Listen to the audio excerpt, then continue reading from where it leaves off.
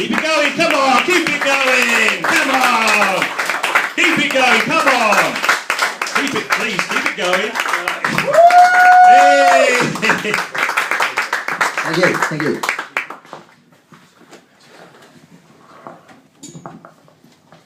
That is the slickest entrance of tonight, I'm fairly sure of that.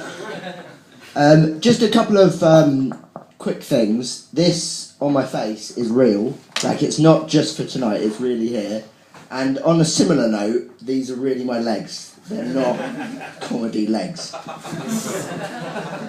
I'm David, I'm 24. Do you remember what it was like when you lived with your parents? I remember like it was yesterday. And today. And tomorrow. No, I think it's a really good thing that I live with my mum and dad. I get on great with my parents. I think guys generally have 3 stages of relationship with their dad. The first being the superhero phase, where everything they do is just really cool and really funny, and they just anything they say, you just believe them. So my dad took advantage of this by telling me that if I slept in the cupboard under the stairs, I would go to Hogwarts. He told me that 3 weeks before my 11th birthday. That's 21 nights in a cupboard. Made worse, on my 11th birthday, I then spent it crying because a half giant didn't tell me I was going to a fictional magic school.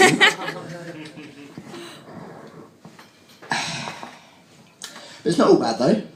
We had caterpillar cake, so let's lose some. But at that stage, you realise he's not a superhero because he's lied to you and made you have a football party for your 11th birthday. I was just watching my friends play football. It's not much of a party. And you realise that he's not a superhero, more of a dickhead. Everything he does just starts to wind you up. For example, my dad, on the bottom of his email address, will have the following. Nick. So that's his name, so that's fine. No problem with that. Life coach. Bit wanky.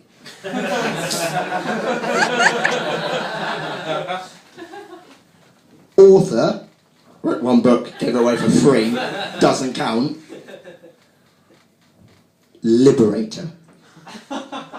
Genuinely on the bottom of his email address has the word liberator. Gandhi doesn't have that. Let alone a life coach from Pinner. But after a few years, you start to realise that he's just this normal guy who's worked really hard for you to be happy and healthy and have a roof over your head and food on the table, and you're really glad that he's in your life and that you get to see him all the time and you get to say everything that you've always wanted to say to him. I'm not in that phase yet. I still think he's a dickhead. But I'm sure it'll come. It's only a matter of time. But I do get on well enough with my parents, well enough that we actually went away as a family for the first time in 15 years or so. I think it's mainly so I stopped calling him a dickhead on stage. But I went away with my mum, my dad and my older brother. And we went to Edinburgh, and I'm sure many of you will know that Edinburgh is very hilly. So I borrowed an electric wheelchair from my friend, which led my loving and caring brother to give me nicknames from Robot Wars. Now, initially, I was more concerned about what the nickname was rather than the general connotations of having a name from Robot Wars. So immediately I suggested To Kill a Lot, because he was the best one by a mile. He just looked at me and went, more like Shunt. He came into my room the other day. Now calls me Sergeant Bash. These are all the house robots of Robot Wars. I don't know if you've had Robot Wars in Luxembourg. This is great minutiae 1990s British television for you. Fantastic. I'm going to do some impressions for you. I know what you're thinking. That's not a great segue into that, but I'm not good at segueing. I can't stand up.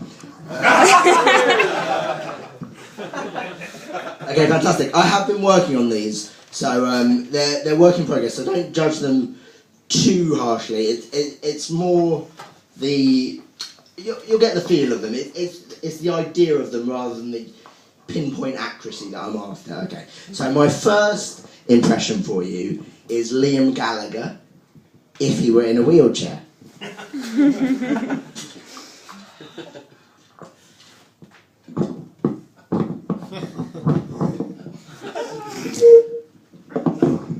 All right. I know the voice isn't great, but that's getting there. My next impression for you is Michael Jackson if he were in a wheelchair.